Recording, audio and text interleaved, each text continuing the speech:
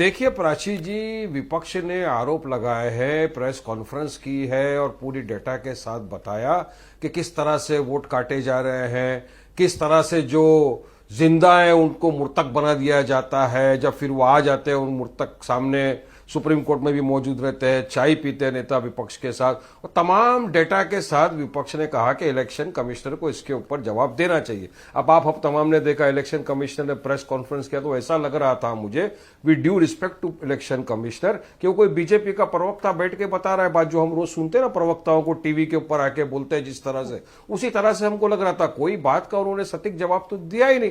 किस तरह का बात करते वो अभी मांग रहा है विपक्ष। देखिए हमारे यहां भी महाराष्ट्र के औरंगाबाद में इस तरह की धांधली हुई थी। हमने उस वक्त भी दर्ज कराया था कि 5 बजे के बाद में एक अचानक से भीड़ इकट्ठा हो गई वोटरों की, जो नए नए चेहरे थे। तो एक वहां का जो सीसीटीवी फुटेज दीजिए। अब इलेक्शन कमिश्नर बोलता है सीसीटीवी फुटेज नहीं दे सकते।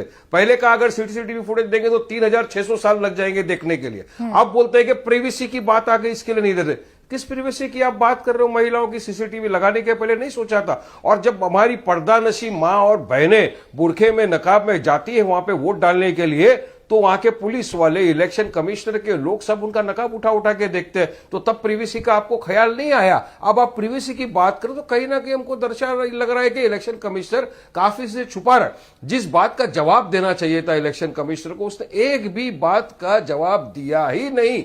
ये बात साफ है। अब एसआईआर की बात करते हैं प्राची जी, तो हमने पहले कहा था, कहते कि एसआईआर करिए, उससे आपत्ति नहीं थी, मगर जिस हिसाब से एसआईआर हो रहा है वहां पर हमको साफ ये दर्शा रहा था, हमारी पार्टी पहले थी जो बता रही थी कि ये बैकडोर एंट्री हमको एनसीआर की लग रही है। अब उसकी वजह से 65 लाख लोगों के नाम वोटर लिस्ट से काट दिए गए। अब वो 65 लाख में दिखा दिया 22 लाख लोग मुर्तक हो गए। 22 लाख मुर्तक कैसे हुए प्राची जी? आप हम सब हिंदुस्तान में, मुंबई में रह रहा हूं मैं, आप दिल्ली में, हमने सबने देखा देश में क्या हो रहा है। कौन सी ऐसी बीमारी बिहार में आ गई जो साल भर में 22 लाख लोगों की मृत्यु हो गई, 22 लाख लोगों की जानें चली गई। हम पहले बोलते थे कि वोटर लिस्ट से नाम हटाने से नुकसान मुसलमानों को, पिछड़ा हुआ वर्ग को टारगेट किया जा रहा है, जैसा आप कह रहे हैं, विपक्ष आरोप लगा रहा है। अगर ये सब कुछ ठीक है तो प्राथमिकता तो ये है ना कि आप वोट जुड़वाइएगा अपने वोटर्स के जाकर, या प्राथमिकता ये है कि वोटर्स के बीच में जाकर आप ये कहिएगा वोट काट देंगे, राशन कार्ड छीन लेंगे, आपकी पेंशन काट देंगे, आपकी जमीनें छीन लेंगे? ये कौन सा फॉर्मूला है जिससे जमीन छीन जाती है? सुनिए प्राची जी सुनिए जी। देखिए फॉर्मूला मैं आपको बता रहा हूं प्राची। देखिए मैं कांग्रेस का प्रवक्ता नहीं हूं, ना मैं आरजेडी का प्रवक्ता हूं। उनके प्रवक्ता सक्षम है आपको जवाब देने के लिए। लेकिन मैं एक बात बताना चाहूंगा कि हम भी थे पहले जो एसआईआर के खिलाफ में, हमारी पार्टी अक्का डेलीगेशन लेके इलेक्शन कमिश्नर के पास गई थी, उसको समझाया था। पब्लिक को समझाने को आप भड़काना नहीं बोल सकते। पब्लिक समझदार है, उनको ये पता होना चाहिए कि अगर तुम्हारा वोटिंग राइट चला गया, अगर वोटर का वोटिंग राइट ही नहीं है तो सिटीजन नहीं रहता।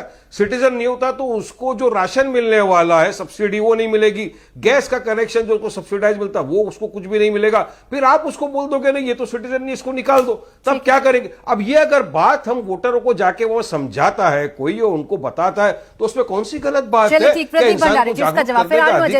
खाली मोदी को अकेले को अधिकार है कि वो जाके अनाप शनाप बकवास करे, खड़े होकर या लाल किले से खड़े होकर कुछ भी बात करते रहे? हर इंसान का, नेता का फर्ज बनता है कि वो जाए लोगों के बीच में, अपने वोटर्स को समझाना विपक्ष की जिम्मेदारी है। अगर कुछ नाइंसाफी हो रही है तो वो जाकर बता रहे हैं आपके वोट कट गए तो आपकी पेंशन छिन जाएगी, आपका राशन कार्ड छिन जाएगा, आपकी जमीन छिन जाएगी।